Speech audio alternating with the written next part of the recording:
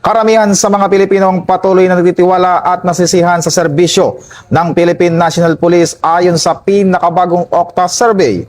Batay sa survey na isinagawa mula March 19 hanggang 25 taong kasalukuyan, 63% ng adult Filipinos ang may tiwala sa PNP, habang 61% naman ang nagsasabing sila ay nasisihan sa performance ng ahensya.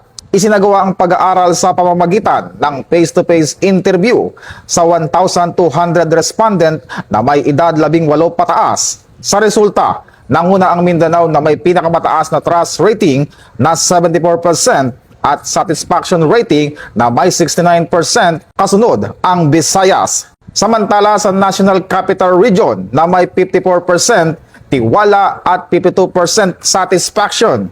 Sa aspeto ng socio-economic class, mas mataas ang tiwala ng nasa lower income group.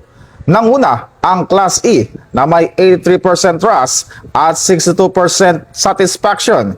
Kasunod ang Class D, habang sa Class A, B, C na may 42% sa trust at performance. Sa kabuuan, nananatiling positibo ang pananaw ng karamihan ng mga Pilipino sa PNP. Patuloy ang Philippine National Police sa pagpapatupad ng kanilang mandato na magbigay ng tapat at maayos na serbisyo sa publiko, kasabay ng kanilang pagpapatupad ng PNP Focus Agenda at paigtingin ang ugnayan sa komunidad. Ito ang bagong PNP para sa bagong Pilipinas, serbisyong mabilis, tapat at nararamdaman.